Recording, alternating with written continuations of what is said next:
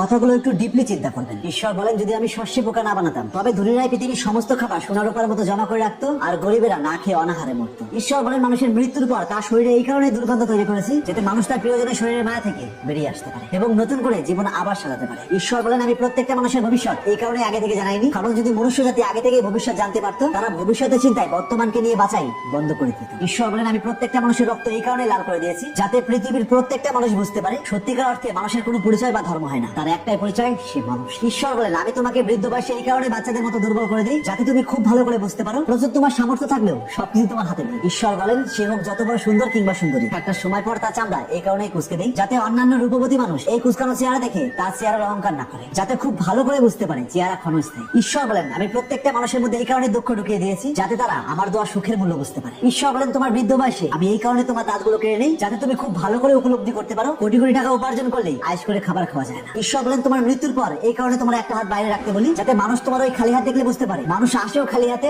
যায়ও খালি হাতে। এবং ঈশ্বর এটাও বলেন, আমি এই কারণে তোমার মৃত্যুর পর তোমার দেহ মাটির সঙ্গে মিশিয়ে দেই যাতে তোমাকে থেকে বাকি সবাই উপলব্ধি করতে পারে সে হোক যত বড় ধনী, যত বড় নেতা কিংবা পাগল বা ভিখারি, সবাই একদিন এই মাটির সঙ্গে অস্তিত্ব হারিয়ে মিশে যাবে। বিশ্বাস করুন, জীবন এইটুকু, যে জীবন নিয়ে ভেবেছে, যে মৃত্যুর পর কি কি হতে পারে তা নিয়ে ভেবেছে, কিংবা যে ভেবেছে আমার অবর্তমানে কি কি হতে পারে, সে কোনোদিন বিবাদ কারো ক্ষতি করা কিংবা নিজের জীবনে কিছু না পাওয়া নিয়ে কখনোই হাহাকার করবে না। তাই মনুষ্য জীবনের ব্যস্ততার মধ্যে প্রতিদিন 5 মিনিট সময় নিয়ে নিজেকে নিয়ে ভাবুন এবং নিজের অবর্তমানকে নিয়ে চিন্তা করুন। আপনার চলে যাওয়াতে এই পৃথিবীর আদৌ কিছু যায় আসে কিনা। তাই আজ থেকে চোখ খুলুন আর এরকম ইন্টারেস্টিং ভিডিও প্রতিনিয়ত পাওয়ার জন্য তাপস এক্সপ্লোরার ফলো রাখুন।